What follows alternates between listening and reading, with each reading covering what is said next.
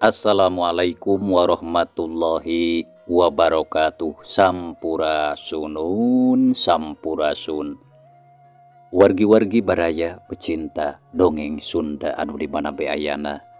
Alhamdulillah kalayan kudratillahi robbi qadar tinu maha kawasa urang tiasa ditepang dangu deui sareng simkuring kang tile dina acara carita Sunda atanapi dongeng Sunda. Nyaeta bari senuluykeun hanca carita anu katunda masih dina judul Ratu Genderuwo. Anu mana ieu carita teh hasil buah karya atanapi karangan Kang Asep Kun ti Majalaya, Bandung. Kasugri kaum dangu. Dina jujutan hanca carita anu katunda pedaran kang tile kasapih kuanci dina mangsa medarkeun kayaan alam ti peuting nyatana ka bah dongkal anu mana harita keur sareti branya ngarengkol weh teu disimbutan-simbutan acan cenah mitra pohara bah dongkalnya karunya eta teh duda meureun barayanya cing atuh pangmilariankeun kanggo bah dongkal mamanawian aya di palidinya gitu. Sumangga atuh mitra ambe teu nyangkolong kana waktos urang lajengkeun di hanca carita anu katunda.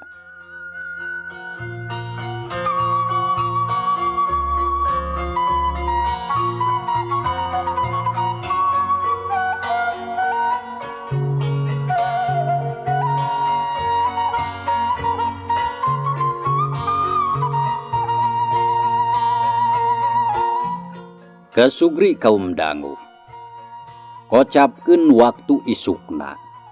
Wanci keur meujeuhna haneut moyan harita teh. Manuk-manuk recet ti sarada bari pating aracelog luhureun dahan anu aya di hareupeun imah bah dongkal. Cai ibun anu pating garendang dina tungtung daun katempona pating carelak lir mutiara anu katojo kusang batara surya anu karek medal. Rek mancen gawe pikeun nyaangan sakabeh alam marcapada. Harita aki dongkal keur dihaharudung ku sarung anu geus belel. Moe tongkong bari diuk dina didingklik nyang hareup kabeh kulon. Di gigireunana katempo aya cai kopi hideung dina bekong. Kaambeu seungitna meningah hiliwir angin-anginan. Lalauhna aya bubuy sampeu sagede leungeun kolot. Ngajelepeng di tilaman ku daun cau. Regot aki dongkal lalaunan nguyup cikopina. Katempo panona peupeureudeyan.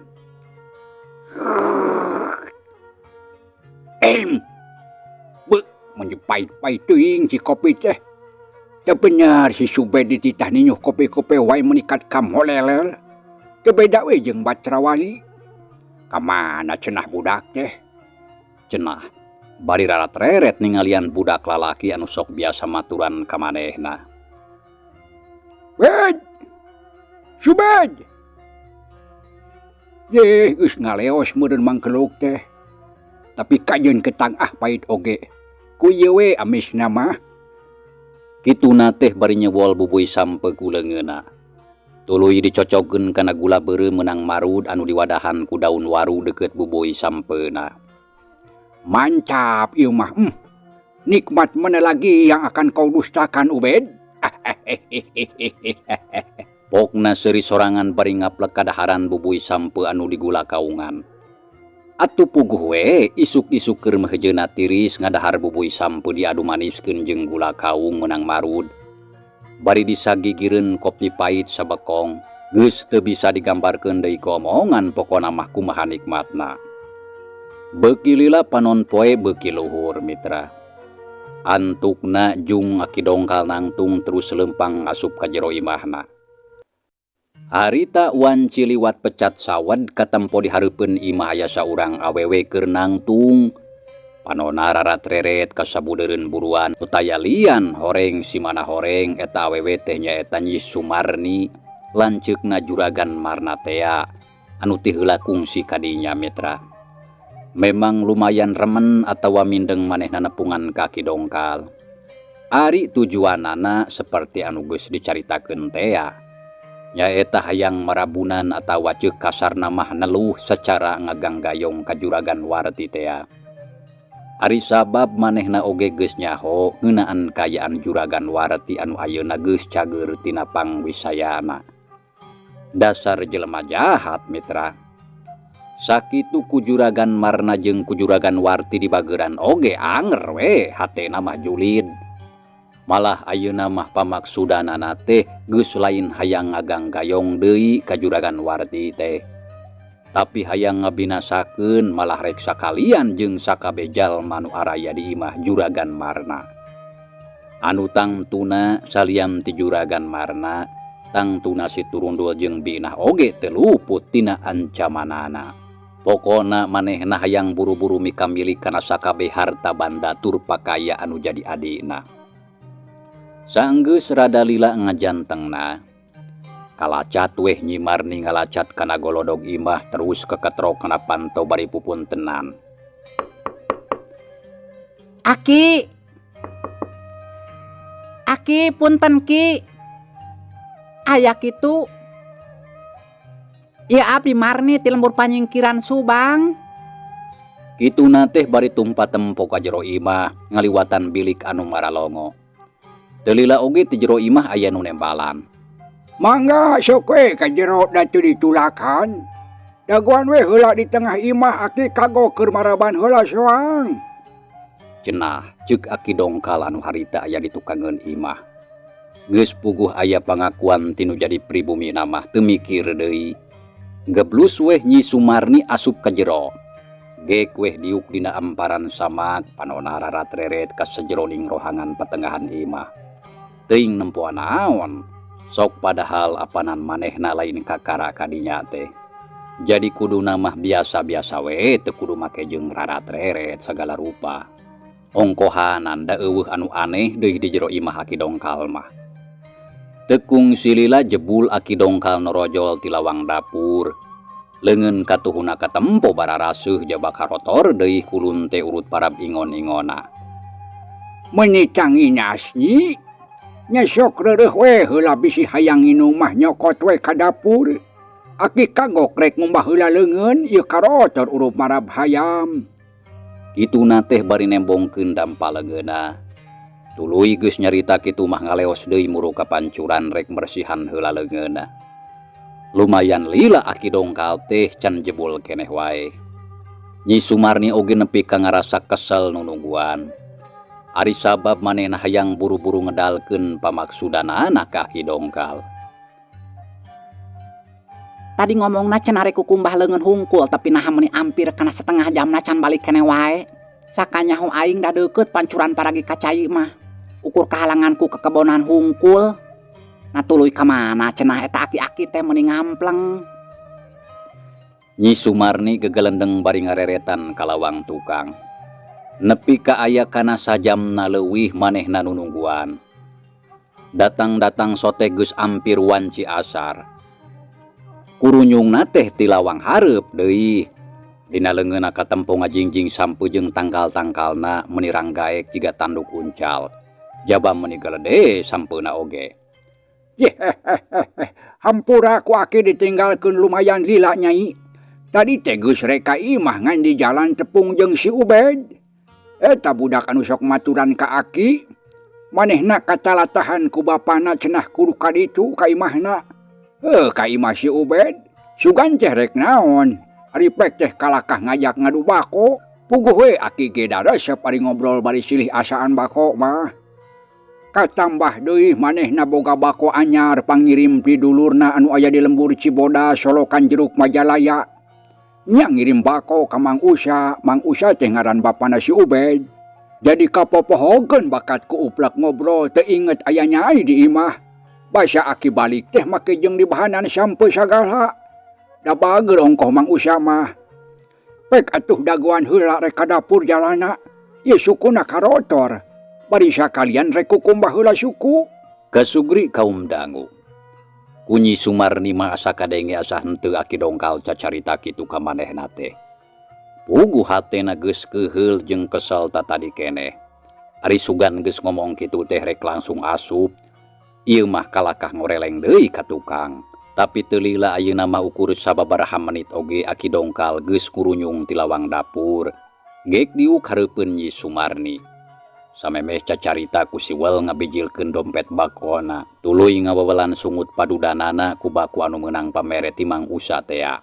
Nyet diseungeut pladug haseupna meuni meledug nepi ka rohangan imah ge pinuh ku haseup bako. Nyi Sumarni sababaraha kali nepi ka ngokoh batuk. Teu kuat ngabeuh haseup baku anu bau cucurut kaduruk. Jaba karasa peurih deui kana panonna. Duh meuni eungap kieu bako teh Ki. Jaba meuni peurih kana panon. Ceuk Nyi Marni bari ngepes-ngepeskeun leungeun ngahalangan haseup anu mulek ka hareupeunana. Nya, nah basa tadi mah ngeunah bako teh. Ari ayeuna meuni peuheur kieu. Duh, teu bener pisan Mang Usa mah barang bere teh. Kituna teh bari mareuman seuneu padudana. Tuluy weh diasupkeun deui kana saku kampretna. Kumaha bejana Nyi?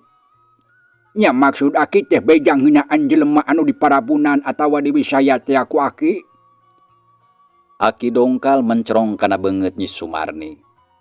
Samemeh ngajawab, Nyi Sumarni narik napas heula bangun anu seunggah. Tingawitan basa ti payun waktos abdi ti dieu oge mung sadinten kadua dinten katerapna teh. Kadieunnakeun mah kalah damang tur sehat sabihara sabihari deui. Malah sapartos tu anu jiga-jiga anu tos hudang gering. Kumaha atuh ari tos kieu Ki? Ceuk Nyi Sumarni langsung wae kana pasoalanana.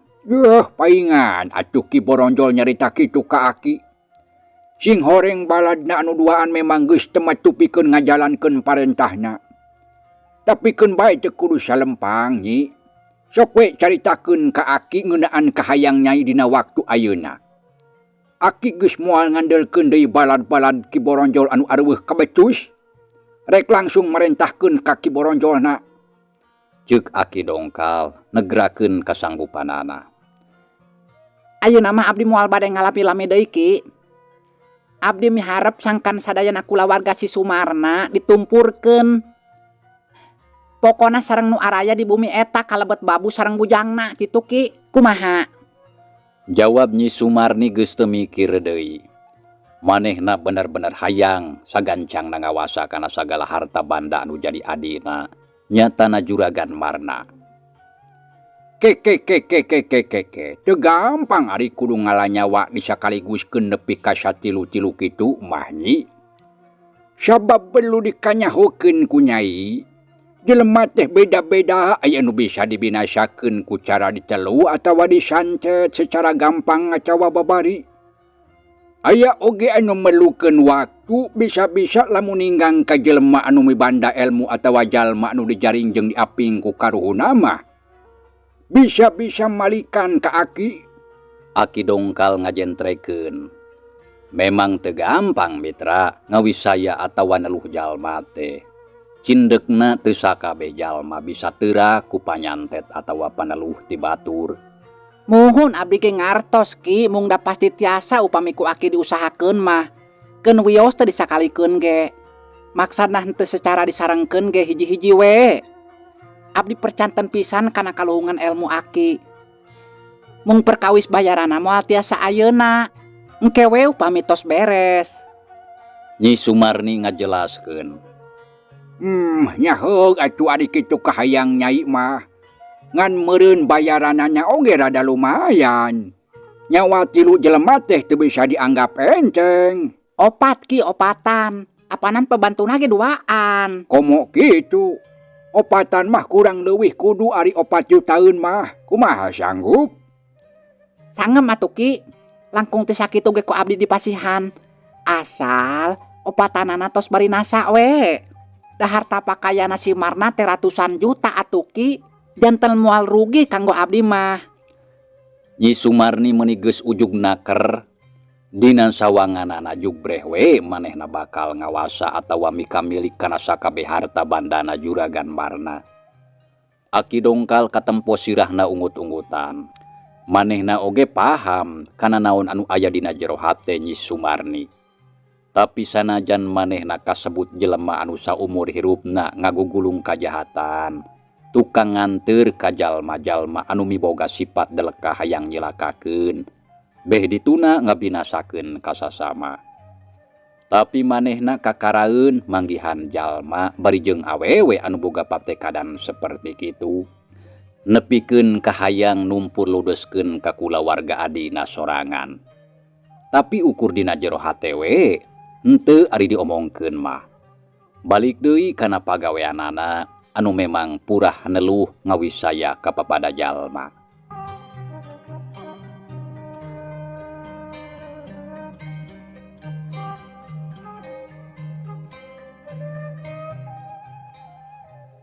Syukur atuh ari Nyai sanggup mah kana pamenta Aki. Komo make jeung rek ngaleuwihan sagala. Aki nganuhunkeun pisan ka Nyai. Ti mimiting ke peuting, Aki rek ngamimitian ngajalankeun tugas ti Nyai. Saha heula anu ku Aki kudu diparagatkeun teh? Juragan Warti atawa salakina? Saha wae oge sami wae Ki. Kumaha Aki we eta mah? Anu penting sadayana pangeusih eta bumi kedah paragat nyawana. Jawab Nyi Sumarni tandes. Heuh atuh, kulancaran ayeuna mah geus burit, Aki rek mirunseun heula Nyi. Apanan Nyai can disuguhan da tadi teh. Jabada Aki ge geus beurih beuteung deui. Rek ngendong deui Nyai teh meureun, da burit rek mulang mah. Nya Ki abdi bade mondok we. Da moal aya kandaraan tos sonten kieu mah uih oge. Keun wios atuh ku abdi we nyangu maki. Nyi Sumarni bari cengkat tina diukna. Maksudna rek ka dapur rek mangnyangukeun. Ah teu kudu Nyi. Dapi dage ngaliwat moali lagi asak. Pek we cicing heula dagoan atawa mun rek istirahat mah jug we kangon. Engke mun liwat na geus asak ku Aki di geroan. Mohon atuh Ki abdi ayeuna bade gogoleran heula di kamar.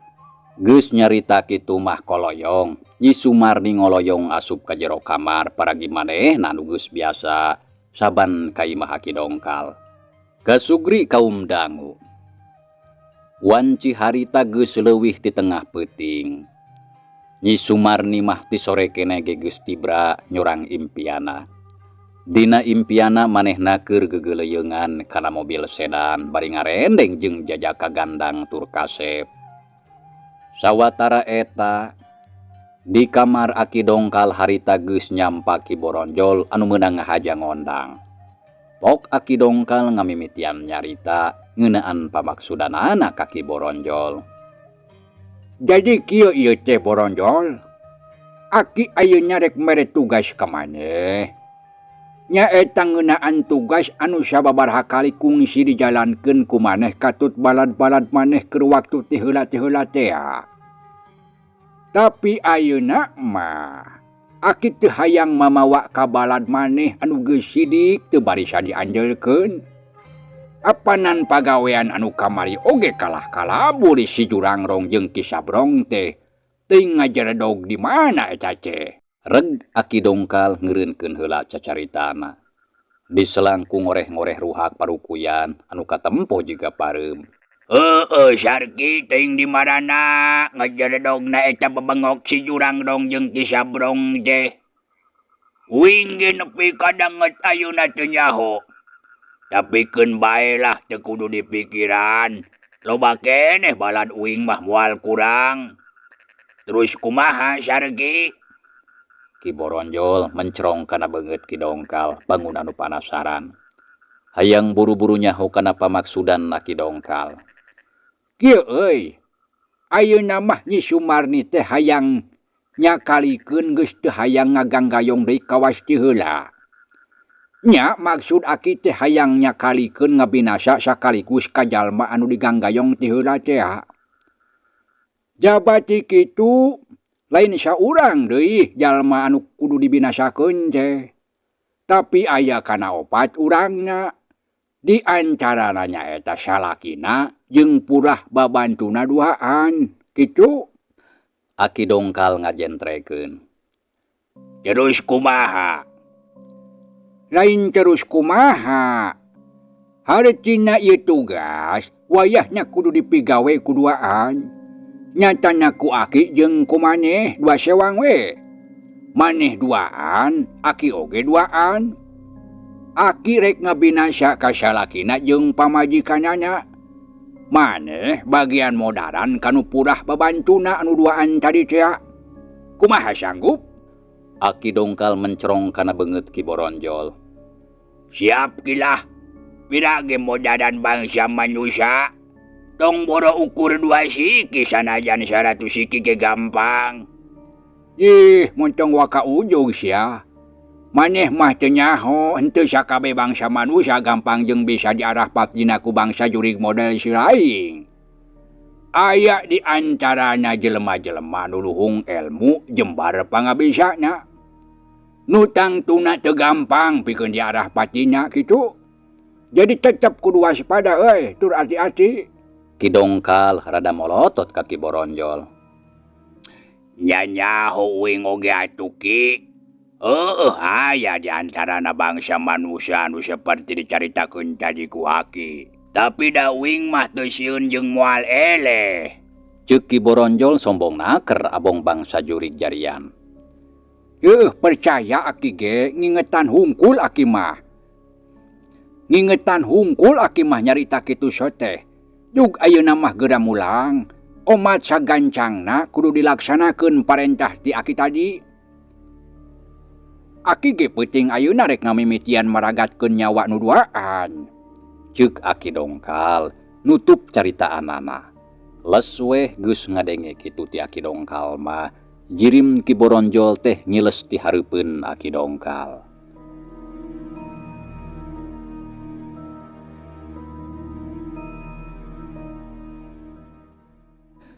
Kasugri kaum dangu.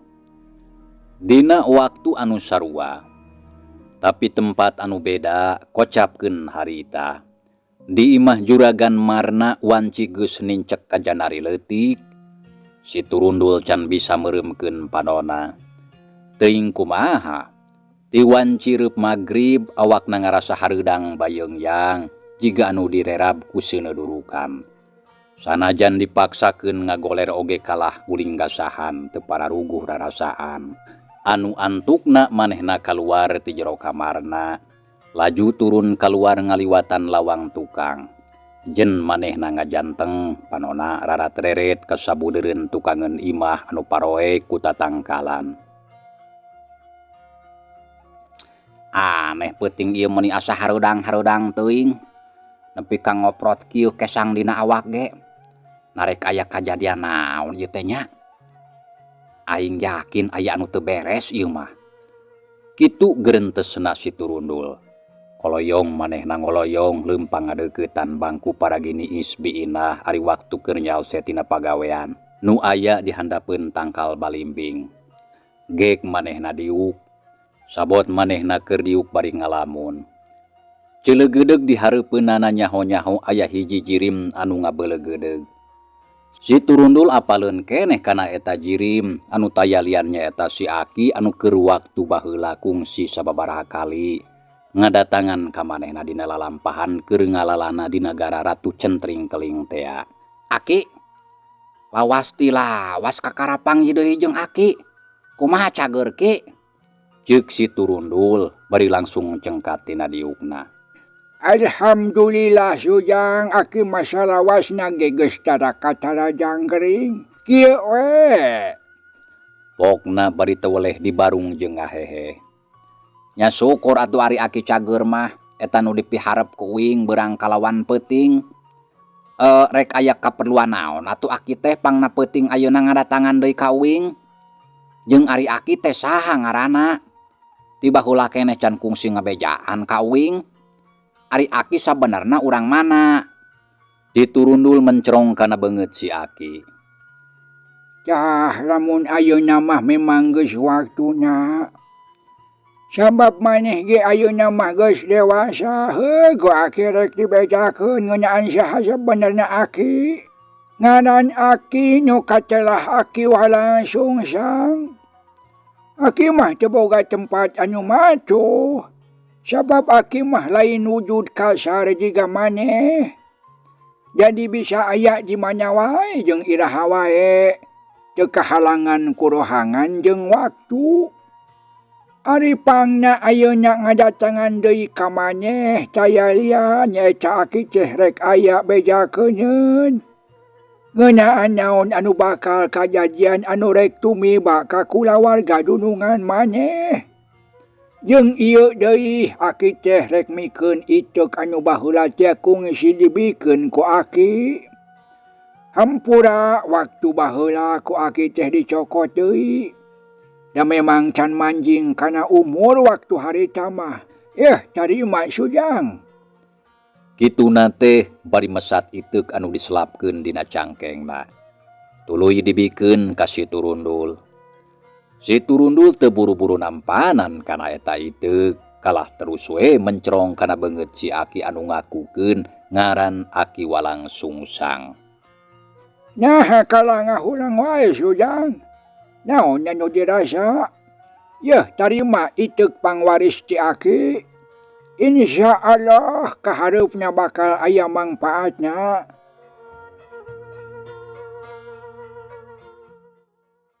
Kasugri kaum dangu. Tungtungna si Turundul oge nampanan kana eta iteuk. Tuluy diilik-ilik kemet naker. Ari iteukna mah kawilang teu aneh, dijieun tina kai biasa. Ngan meureun bakat ku geus lila katempona meuni herang, jaba ka ambeuna seungit jiga make minyak kasturi.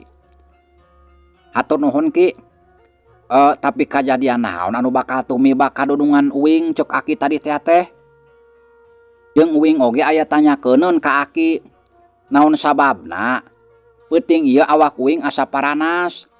Harudang bayeongyang nepi ka asa direrab ku sono. Aya kila-kila naon kira-kirana Ki? Sabab tara biasana nepi ka panas kieu. Ceuk si Turundul negrakeun kapanasaranna ngeunaan rasa anu keur kaalaman ku dirina dina peuting harita. Eta pisan pangnya aki kadieu nyepungan maneh teh sujang. Dapikeun bae da moal nanaon. Ngeunaan kajadian anu bakal tumiba ka kulawarga dunungan maneh nu tadi dicaritakeun ku aki teh. Eta sakabeh bakal bisa ditarekahan. Anu penting maneh kudu yakin kana kaleuwihan anu aya dina diri anu dibantu ku iteuk pamere ti aki. Sabab moal aya anu leuwih sakti iwal tinu ngancik dina diri. Sakitu we ti aki mah. Kade ti mimiti peuting ayeuna cing iatna ulah cileureun. Sabab jelas aya pihak manusia anu rek nilakakeun ka kulawarga dunungan maneh. Malah jeung maneh katut anu lainna. Pokona syakur anu aya di tempat ieu. Saenggeus cacap nyarita kitu mah. Les weh jirim si aki ngaleungit ti hareupeun si Turundul. Sawatara jongjongan si Turundul jadi ngahuleng ngaraga meneng. Pikiranna nyoba-nyoba ngimpleng kajadian naon sabenerna du bakal tumiba ka kulawarga dununganana jeung ka dirina katut biinah oge. Sabab tadi ceuk si aki nyebutkeun kasakabeh anu aya di imah. Hartina ngancam ka dirina jeung biinah. Aing beuki yakin aya jelema anu rek ngabinasa sacara demit ka kulawarga dunungan aing. Ngaliwatan ilmu teluh atawa guna-guna kaya kieu mah. Aing jeung biinah oge jadi disangkopet daunkeun geuningan. Kurang ajar. Saha manusana nu kitu petah? Awas ya. Samarukna aing rek cicing. Kitu gerentesna si Turundul. Barang keur galecok kitu. Koceak jerit ti jero imah kadenge aya anu ngajerit bari kokoceakan. Sidik pisan sora juragan warti. Si Turundul teu srikna ngagajleng nubruk panto terus rurusuhan nyampeurkeun ka lebah panto. Teu wanieun ari asup mah. Sieun dianggap totorojog teu sopan. Untungna kadenge juragan Marna ngagorowok ngageruan ka manehna.